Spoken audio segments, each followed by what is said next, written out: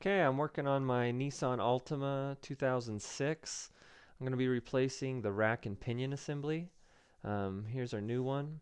Uh, First thing you're going to want to do is you're going to need to remove the air duct so you can access down below. You want to unhook the negative terminal on your battery.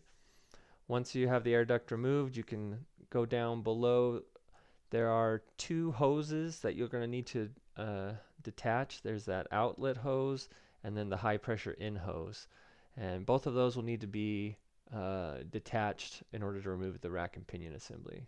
So I'm showing here the outlet hose. I've taken that hose off, and then I've also loosened and the inlet hose there. After which you're going to need to unhook the steering column from the shaft. There's the bolt. You're you're going to need to come. It's easier if you come from the driver's side, using a 10-inch extension and a 12 millimeter socket. I'm going to reach in there and loosen up that pinch bolt.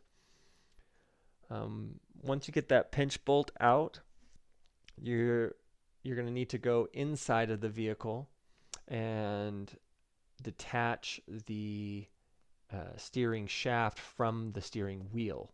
And because the steering wheel is not going to be attached to the rack and pinion, you want to make sure that the steering wheel is locked down. Using the seatbelt works fine. So here's the steering shaft. There's the bolt that's attaching it to the steering wheel. You want to loosen that bolt up and slide that out. Once that's out, you can remove the shaft from that clamp piece, and once you've removed that piece out, that should allow the shaft to move up and down. This is a little bit tricky because it can be very tight, but if you use a hammer, and I used a hammer and a little chisel to kind of bang at it, and eventually you can loosen it up, and that'll shift it off of the rack and pinion. So once you can get it to shift up enough, then should come off and no longer be attached. At this point, you're going to want to go um, and remove the tie end rods from the rack and pinion. So there's a castle nut there on the bottom that you have to unscrew. There's a cotter pin that you'll need to remove first before you can unscrew that, and then you can pop the tie end rods off. Once those are popped off on both sides of the vehicle, you can go underneath the vehicle, and from there you can access the two bolts. So the bolt on the driver's side is right there. You're going to need a deep socket. I think it's a 19 inch, or sorry, not 19 inch, but 19 millimeter socket. I only had a shallow one, so I had to use this articulating attachment so that I could loosen that up. Once you get that loosened up, you should be able to pull that through and wiggle that out. Once you've removed the one on the driver's side, you can go over to the passenger side, and there's a similar bolt just opposite. So you want to take that bolt out. Same process. You'll notice there's a bolt up above. You can remove that bolt now, or if if if you'd like, or you can pull it out with the bolt still in there, because that other bolt on top doesn't actually hold it in. So once those two bolts are removed, that loosens it from where it's seated into the subframe. And so now you can wiggle the rack and pinion and lift it up and lift it out. Obviously, you're going to need something to hold it up on the opposite side, the passenger side, and you're going to want to pull the rack and pinion assembly out through the driver's side. If you had another person, that would be useful as well, but I used these two pieces of wood to do it. Um, so once you get over to the driver's side, and it's a little tricky, so take it slow, but you can shimmy that out.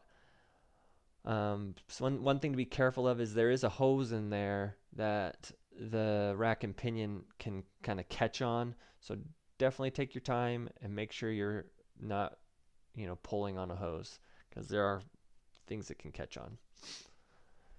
Okay, so once you have that out, you'll need to remove this plate and transfer it to the new one. You'll also want to remove this inlet piece, or that's the outlet piece, sorry, and transfer that over as well. So I'm going to loosen that up, take that off of the old rack and pinion. You'll notice that there is an O-ring on this piece. You'll want to replace that O-ring. When I ordered the new rack and pinion assembly, it came with a couple O-rings. You'll notice there's a smaller one and a larger one. The smaller one actually goes to the piece that is inside the engine that we removed early on. That's the one that the smaller O-ring goes on, and then that larger O-ring replacement goes on this piece. Once you've replaced it, then you can transfer that piece over to the new rack and pinion assembly. You'll want to tighten that down nice and tight. Then you need to get this plate off and moved over to the new rack and pinion assembly. The tricky thing here is that there is a metal cylinder that is attaching those two pieces together. And so the only way to remove it is to push that cylinder through. I'm going to use a 13mm socket, and I will use that and a hammer, and then I also was using a 17mm wrench to stabilize the socket as I kind of banged on it. But once you get it far enough in, that should loosen up the plate enough. You don't have to go all the way through, but you want to get it far enough through that it loosens the plate up so you can pry it off with a screwdriver. One thing to be aware of is as you're banging on that little metal cylinder, it does kind of bend it a little bit. In my case, though, that wasn't a problem. I could still get the bolt through the cylinder, but something to be aware of. So once that plate's removed, you can see there's this rubber sleeve that it is holding on to. So you'll want to remove both plates, both sides of the plate, and take that rubber sleeve and move that over to the new rack and pinion assembly. And then you're going to have to reverse the cylinder back in and bang from the other side to slide it back into place so that it's nice and tight. Now you might notice that it's not going to be, you maybe don't place it in the perfect position, so what you can do is jam a screwdriver in between the two plates to kind of loosen them up, and then you can kind of position the plate in the correct location or rotation. Once you have that done, the next thing you'll need to do is center the gear so that it lines up with where we had our tires. So you'll notice I had my tires perfectly centered as close as possible as I could. So we want to center the gear as well, so that way when we put it back on, they're close to the same alignment. So the way to do this is you're going to want to rotate the gear all the way over. I've already done this. Rotated it all the way over to one side. Mark the plate there, and then mark the gear itself. And then what we're going to do is we're now going to rotate the gear all the way over to the opposite side and count how many rotations it takes to get completely to the other side. You can see the rack and pinion is expanding as we rotate. So yeah, just pay attention to that line we made and just count those rotations. So that's one rotation. Now we're going to make it to 2 rotations right there, and we got a little bit more to go to 2.5 rotations. Once that, and you'll feel the resistance, it stops at 2.5. So at this point you can mark a line on the metal plate there so that you can see. So that's 2.5 rotations. And what we want to do now is we want to rotate the gear back halfway because we're trying to find the center. So 2.5, half of that is 1.25. So we're going to rotate this back 1.25. So now I rotate it. That's 1 rotation and then 1/4 rotation. So that's roughly center.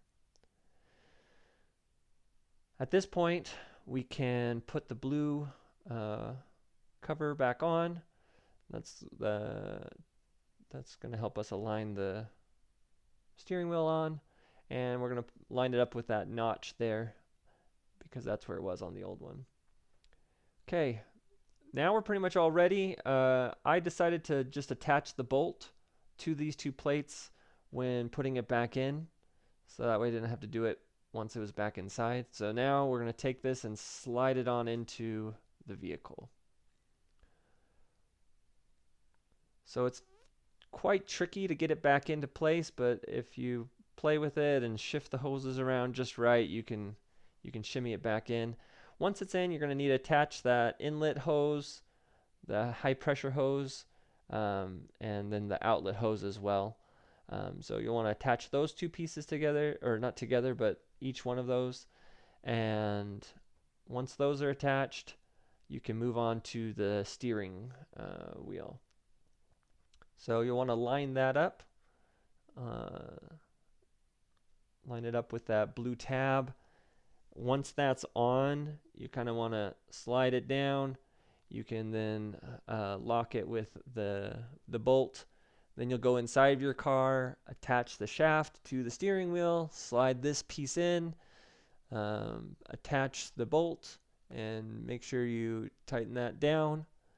Once that's all attached, your steering wheel no longer can rotate freely, so you're okay to go take that seatbelt off and unlock your steering wheel. And now what you're going to want to do is you'll want to attach the mounting bolts on the bottom, on the passenger and on the driver's side. I think it's 144 foot-pounds of torque. I was only able to get to 120 just due to difficulties pulling underneath the car. But I hope that's good enough. I then attach the outer tie rod ends. You'll want to slide those on. You need to rotate them to approximately the same location as where the previous ones were. You'll attach the castle nut and tighten it down. In my case, it's a 19 millimeter. You'll tighten those down, and then there's I think it was to 30 foot-pounds. And then you'll want to attach the cotter pin. Bang that in. Once that's in all the way, you can grab a pair of pliers and you'll want to pull each end of that cotter pin and bend those around the castle nut so that the castle nut can't shift. You'll do that on each side of the vehicle and make sure you tighten down the lock nut. Okay, now everything's done. I got the tires installed, I got the air duct on, and I need to fill up the power steering fluid. You want to fill it up to the midline, then you'll want to rotate your steering wheel all the way to the left, all the way to the right, go check, fill it back up to the midline, and repeat this process several times until it's stable. At which point you can drive it around and hopefully that'll be good. You'll want to just make sure you check it a couple times, make sure it's nice and stable. One last tip, whenever I ran into a nut or a bolt that wouldn't break loose, I would spray it with this deep penetrating lubricant, which seemed to help quite a bit. And don't forget that when you're all done, you'll want to take your car into a shop to get your wheels aligned.